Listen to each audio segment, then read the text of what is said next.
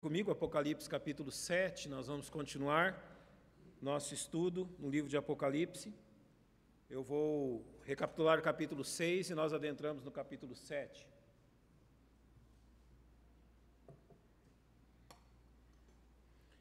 Eu vou ler dois versos do capítulo 7, versos 4 e 9, e vou orar, então nós vamos meditar nesta verdade. Verso 4 do capítulo 7, ouvi o número dos selados, eram 144 mil selados, de todas as tribos dos filhos de Israel. Verso 9, depois destas coisas olhei, e eis aqui uma grande multidão, a qual ninguém podia contar, de todas as nações e tribos e povos e línguas, que estavam diante do trono e perante o Cordeiro, trajando vestes brancas e com palmas nas suas mãos. Pai, nós temos a Tua palavra aberta diante de nós e confiamos na ação do Teu Espírito Santo, nos levando ao entendimento da Tua verdade e ao encorajamento de cada um de nós quanto ao nosso tão grande Salvador e o seu poder. Ajuda-nos enquanto estudamos a Tua palavra, nós rogamos em nome de nosso doce Salvador, o Senhor Jesus. Amém. Depois dos capítulos 4 e 5, onde nós contemplamos aquilo que João narra do trono de Deus e da pessoa de Jesus Cristo, aquele que é digno de abrir o selo no capítulo 5, o selo do livro onde estão escritas as coisas dos últimos tempos, o mesmo livro citado por Daniel no capítulo 12, que um livro selado contando então o que aconteceria no final da história da nossa raça. Então no capítulo 6, esse livro começa a ser aberto, nós estudamos isso, e conforme esses selos são abertos, realmente as circunstâncias no período tribulacional vão ocorrendo. E há uma sequência cronológica apresentada no capítulo 6, se você pode acompanhar comigo. Verso 2, um cavalo branco, nós estudamos que esse cavalo branco representa o surgimento do anticristo, ou seja, ele vem para, então, ter o seu reinado, não é? Neste mundo, nesse período, a sua falsa paz, e o primeiro fato que ocorrerá no tempo tribulacional será exatamente isso, o surgimento deste grande líder militar, religioso, econômico. Ele terá esses pilares no seu governo e ele então surge logo no princípio do período tribulacional. No verso 4, há um cavalo vermelho e ele simboliza exatamente, no final, diz que foi-lhe dada uma grande espada, ou seja, ele simboliza a guerra que então haverá de surgir com o domínio do anticristo sobre esse mundo. Qual será a consequência do aparecimento do anticristo? Ele estabelecerá a paz, mas ele terá inimigos. Ou seja, nem todas as nações do mundo aceitarão pacificamente o reinado do anticristo.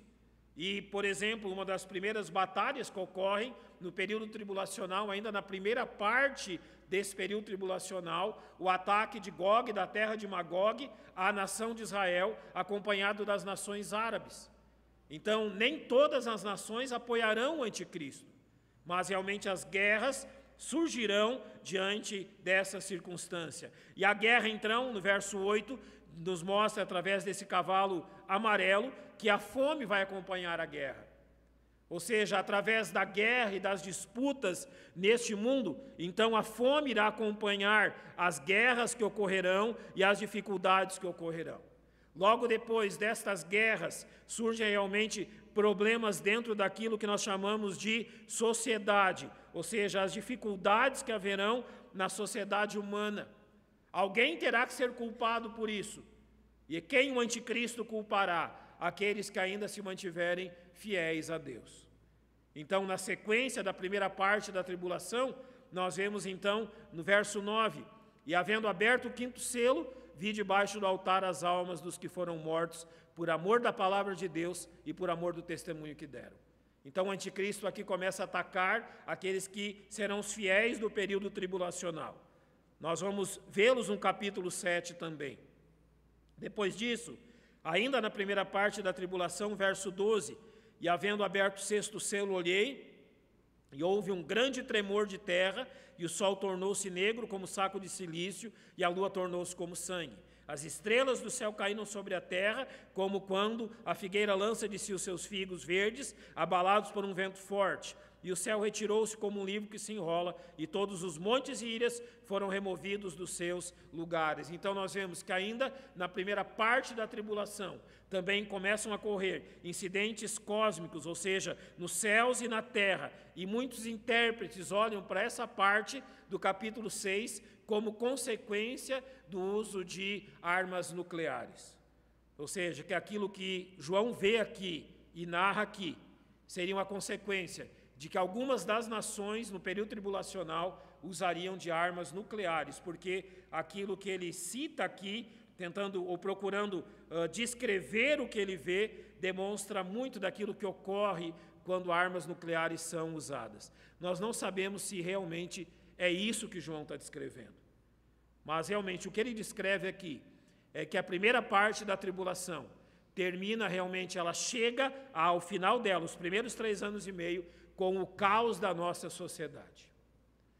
Ao terminar essa primeira parte da tribulação, aquilo que nós conhecemos como sociedade organizada não existirá mais. Não haverão mais limites. As pessoas tirarão a vida uns dos outros por causa de água, por causa de comida e de tudo aquilo que garanta a sua subsistência.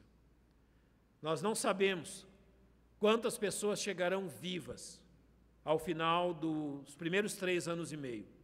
Ainda serão bilhões de pessoas.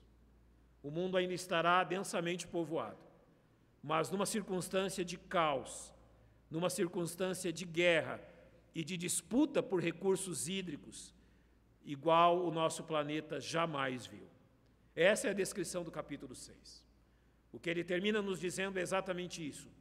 Os homens, na primeira parte do tempo tribulacional, onde apenas 6 selos foram abertos, ainda falta um 7º selo, ainda faltam as 7 trombetas, que são, os seus juízos são derramados na segunda parte do tempo tribulacional. Ainda faltam as 7 taças, derramadas bem no final desse período. Ou seja, o homem começa aqui a provar da ira de Deus derramada sobre ele.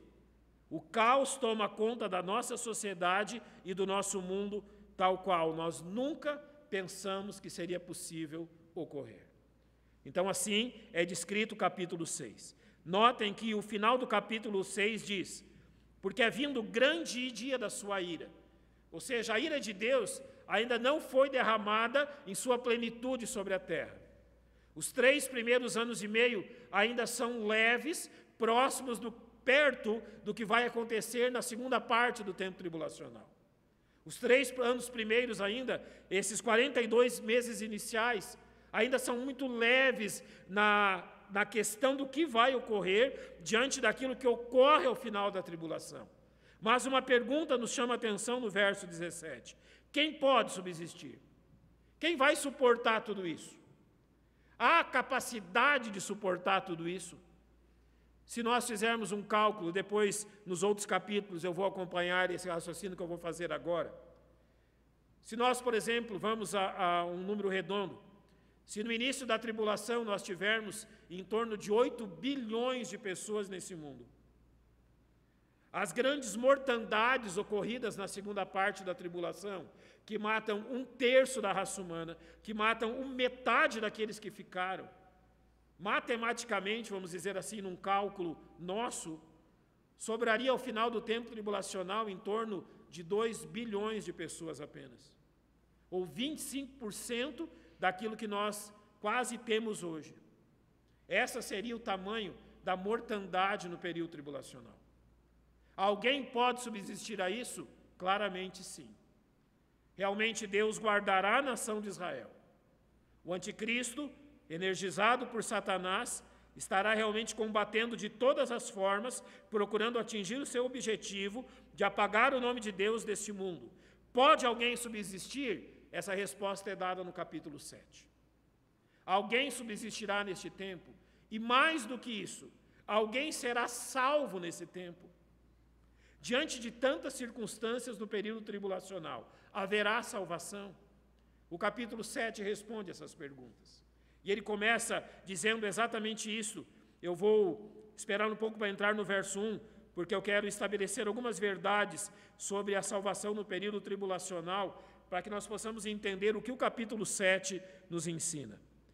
Nós já vimos que no período tribulacional, Deus vai voltar a tratar com a nação de Israel. Israel hoje é uma nação dentro da visão de Ezequiel 37, do vale de ossos secos. Israel é uma nação cujo corpo está de pé, aqueles ossos foram reunidos, já há músculos, há tendões, há carne, mas na profecia de Ezequiel, esse corpo não tem vida. Ele está morto. Assim é Israel hoje. Israel está de pé, é uma nação de pé, mas espiritualmente morta. O governo de Israel não realmente obedece à lei de Deus. O governo de Israel é um governo ímpio. Dentre a população de Israel, há salvos, há crentes realmente salvos por Cristo, mas a grande maioria da sua população corresponde a pessoas ímpias. Realmente, a vida em Israel não representa hoje nada daquilo que Deus deseja da nação de Israel. Agora, quando então o tempo tribulacional iniciar, Deus vai voltar a tratar com a nação de Israel. Deus realmente vai discipliná-la, e aquilo que Daniel diz na profecia do capítulo 9, das 70 semanas, ele realmente vai tirar a iniquidade do seu povo, ele realmente vai curar o seu povo, e haverá então salvação de judeus e gentios na primeira parte da tribulação. Agora, como essa salvação se dará? Da mesma forma que se deu em todos os tempos. A salvação sempre foi por meio da fé, baseado na expiação pelo sangue e aplicada pelo Espírito Santo de Deus.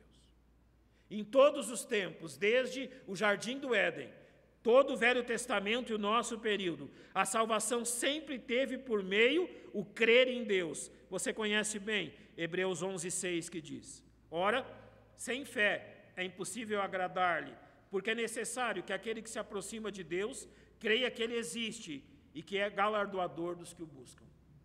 Ou seja, a salvação sempre foi pela fé. A condição sempre foi a mesma, que as pessoas crescem em Deus e realmente reconhecessem quem Ele é. Da mesma forma, do Éden até o final dos nossos tempos, a salvação sempre se baseou no sangue. Hebreus 9:22 diz: e quase todas as coisas, segundo a lei, se purificam com sangue. Então ele diz que sem derramamento de sangue não há remissão. Seja aqueles que viveram antes da morte de Cristo e da sua ressurreição, sejam nós que vivemos após a sua morte e ressurreição, a fé daqueles que viviam antes dele olhavam para o futuro, quando o Cordeiro de Deus viria e derramaria o seu sangue. A nossa fé olha para o passado, quando Cristo já fez isso. Ou seja, é pela fé, no derramar do sangue do tão grande Salvador. E aquilo que Jesus responde a Nicodemos é muito claro ao dizer que isso sempre foi aplicado pelo Espírito Santo de Deus. Na verdade, te digo, que aquele que não nascer da água e do Espírito não pode entrar no reino de Deus. Eu sei que há aqui uma discussão grande a respeito da ação do Espírito Santo no tempo tribulacional. Paulo diz aos Tessalonicenses sobre o detentor, aquele que detém que o anticristo se manifeste, a presença da igreja por meio do seu Espírito. Mas isso não nega o fato que aqueles que forem salvos na primeira parte do período tribulacional serão salvos pelo convencimento do Espírito Santo. Há questões interessantes aqui. Jesus, quando fala da cronologia do período tribulacional, no capítulo 24 de Mateus, ele diz algo que é usado pelos arminianos ou pentecostais para falar sobre a perda da salvação. Ele diz que aquele que perseverar até o fim será salvo. Mateus 24:13. Ele está dizendo exatamente desse período. Neste período, quando as pessoas rejeitarem a marca do anticristo e realmente aguardarem o seu Salvador, a maioria delas pagarão com a sua própria vida por rejeitarem a autoridade do anticristo sobre elas. É sobre isso que Jesus está dizendo. Aquele que perseverar até o fim, ou seja, aquele que realmente perseverar e não aceitar a marca da besta e aguardar o Rei, o Senhor Jesus Cristo, então será salvo pela sua fé, e ele vai demonstrar a sua fé exatamente desta forma. É interessante nós olharmos para o Velho Testamento e nós observarmos que havia uma dupla promessa de salvação à nação de Israel no Velho Testamento. Realmente havia um aspecto individual que funcionava ou aplicava-se como todas as vezes que um judeu lançava a mão de um sacrifício de sangue, ele estava o fazendo em obediência àquilo que Deus havia mandado. Então, o sangue daqueles animais cobria o pecado dos homens antes da morte de Jesus Cristo. Quando Cristo veio, foi João Batista que diz em João 1:29, no dia seguinte, João viu a Jesus que vinha para ele e disse: eis o Cordeiro de Deus que tira o pecado do mundo. Então, como os judeus eram salvos antes da vinda de Cristo, pela fé no Cordeiro prometido. O sacrifício de sangue daqueles animais representava o sacrifício de Cristo. E ao lançar mão do sacrifício de animais, eles estavam realmente dizendo, concordando, que um dia Deus traria aquele que morreria e definitivamente resolveria o problema do pecado. Mas também havia uma questão nacional. Em Romanos 11:26, olhando para o futuro de Israel, Paulo diz assim: e assim todo Israel será salvo, como está escrito, de Sião virá o libertador e desviará de Jacó as impiedades. Também a nação de Israel tem a promessa da salvação nacional. Ou seja, Deus salvará a nação de Israel e fará com que ela adentre o período milenar. Paulo diz claramente a razão disso no verso 27, e esta será a minha aliança com eles quando eu tirar os seus pecados. O profeta Zacarias também tratou disso quando ele diz assim, em Zacarias 13, naquele dia haverá uma fonte aberta para a casa de Davi e para os habitantes de Jerusalém, para a purificação do pecado e da imundícia.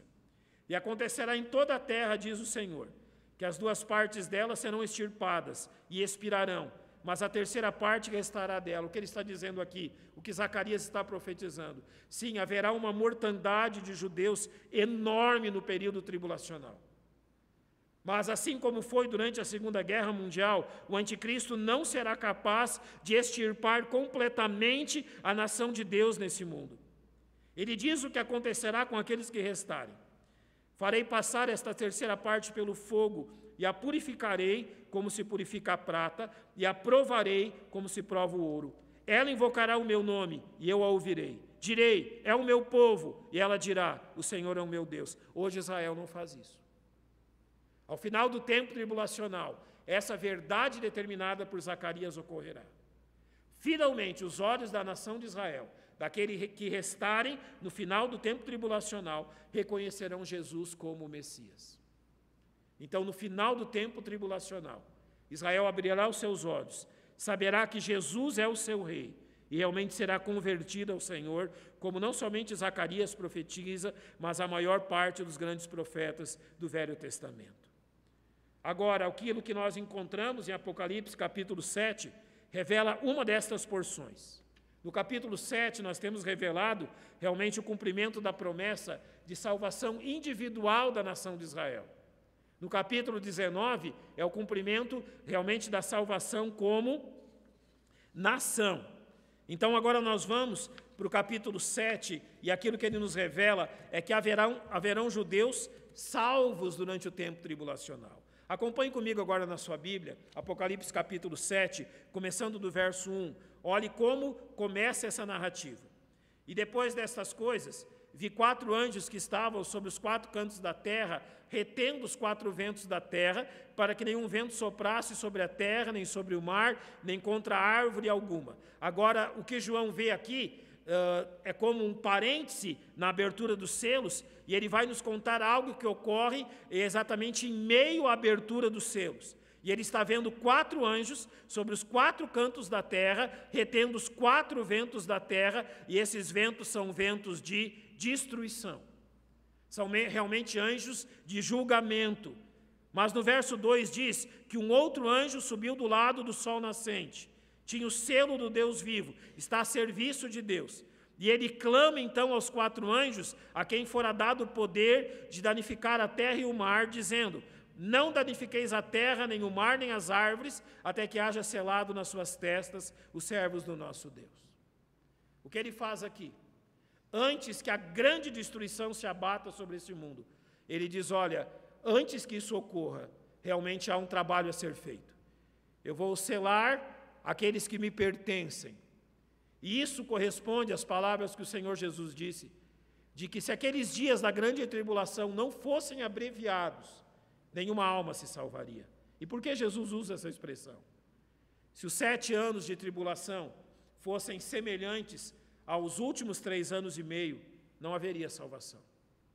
Se os 7 anos da tribulação tivessem a intensidade do derramar da ira de Deus da segunda parte, não haveria nem o que fazer.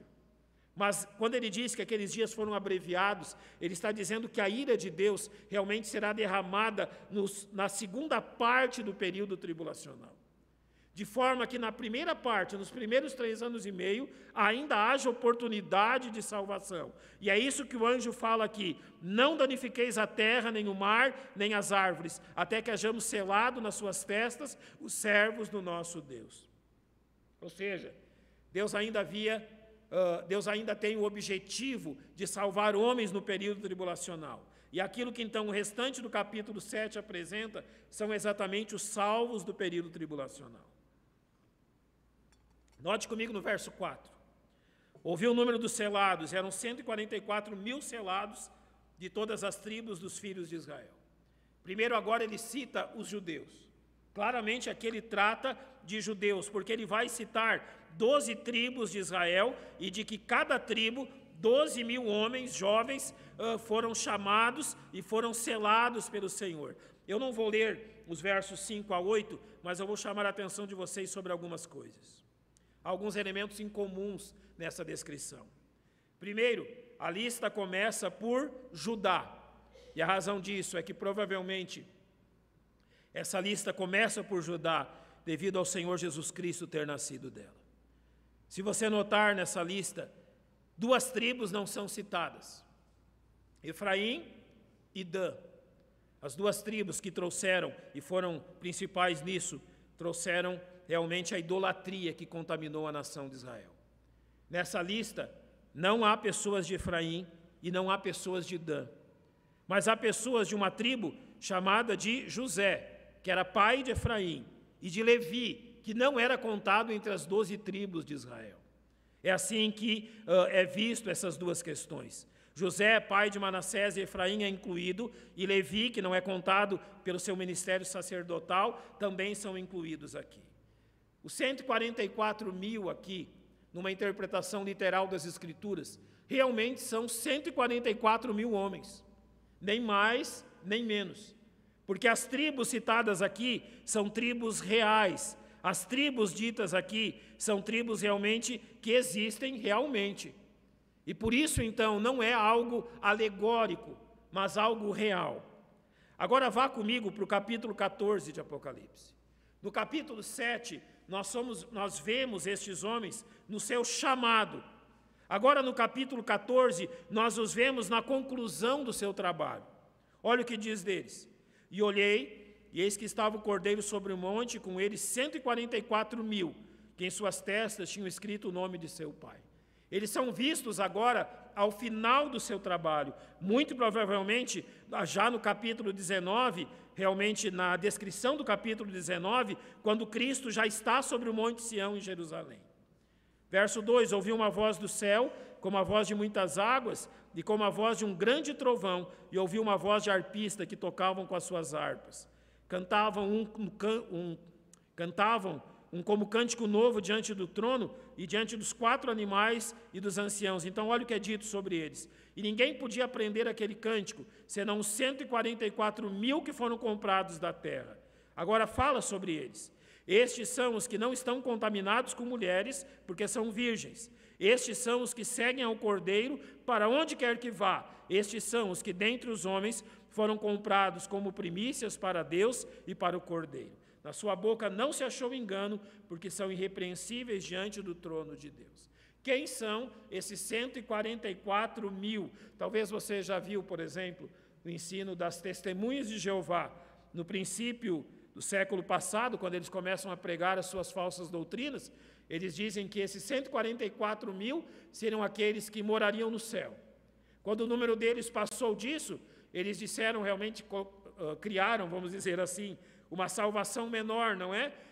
quem passasse desses 144 mil não moraria no céu, mas numa terra transformada, e assim eles foram iludindo os tolos que acreditavam neles.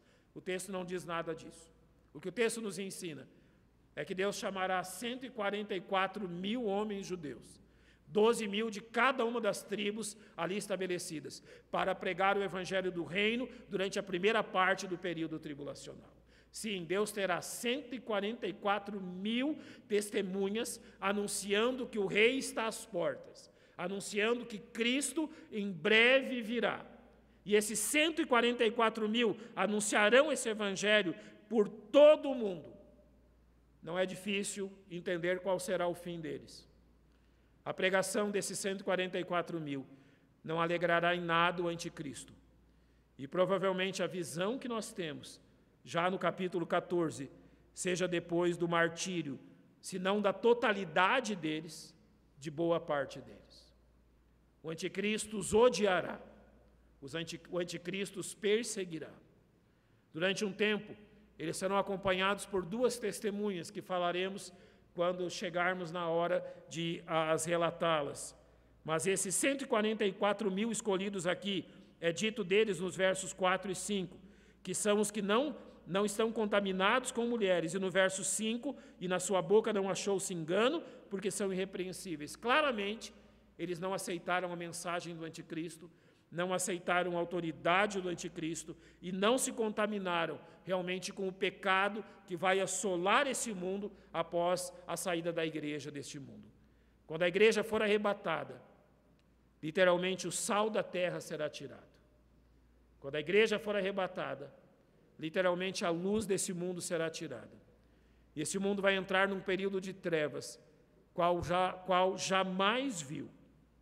Num período onde o pecado vai se avolumar e chegar a um ponto inimaginável para nós, representado na pessoa do anticristo. Esses 144 mil não se contaminarão com nada disto. Eles pregarão o evangelho, o mesmo evangelho pregado por João Batista. Arrependei-vos, o reino está às portas. Muito em breve o rei virá, e então este mundo receberá aquilo que merece. Esses são o primeiro grupo citado aqui de salvos do período tribulacional. Mas agora nós vamos ao verso 9. Há mais um grupo citado aqui.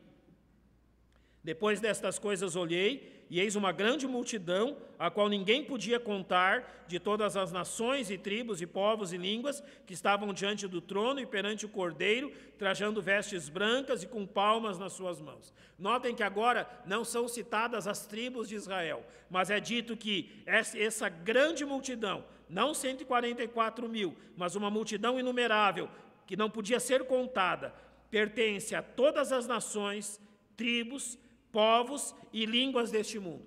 Literalmente agora, eles são a consequência das 144 mil testemunhas, os salvos do período tribulacional.